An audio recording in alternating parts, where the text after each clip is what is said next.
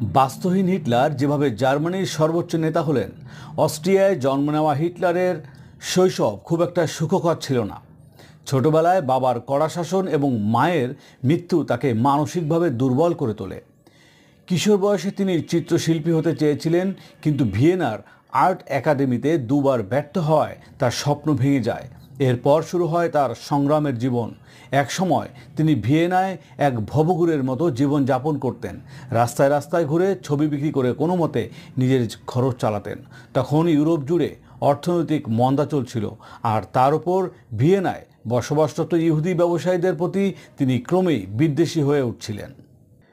প্রথম বিশ্বযুদ্ধ শুরু হলে হিটলার জার্মান সেনাবাহিনীতে যোগ দেন এবং সাহসিকতার জন্য কয়েকটি পদকও পান। যুদ্ধ শেষে তিনি জার্মানির অবস্থা দেখে ক্ষুব্ধ হয়ে ওঠেন।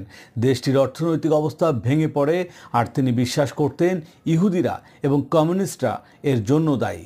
এরপর তিনি জাতীয় সমাজতান্ত্রিক জার্মান ওয়ার্কার্স পার্টি নাজি পার্টিতে যোগদান দেন এবং অল্প সময়ের মধ্যেই এর অন্যতম প্রধান নেতা হয়ে ওঠেন।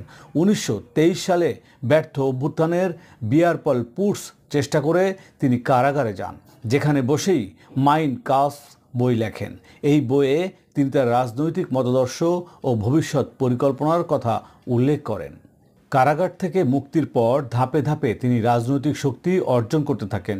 1933 সালে অর্থনৈতিক সংকট এবং রাজনৈতিক অস্থিরতার সুযোগ নিয়ে হিটলার জার্মানের চ্যান্সেলর হিসেবে নিয়োগ পান। এরপর কৌশলে তিনি সমস্ত প্রতিদ্বন্দ্বীকে সরিয়ে দিয়ে স্বৈর শাসক হিসেবে আত্মপ্রকাশ করেন। ভবঘুরে থেকে সর্বোচ্চ নেতা হয়ে ওঠার গল্পটি যেমন রহস্যময় তেমনি ভয়ঙ্করও। হিটলারের উত্থান বিশ্ব ইতিহাসের এক গুরুত্বপূর্ণ অধ্যায়, যা পরবর্তী সময়ে বিশ্বযুদ্ধ ও মানব ইতিহাসে ভয়াবহ পরিবর্তন নিয়ে আসে। আজকের মতো শেষ করছি। ধন্যবাদ।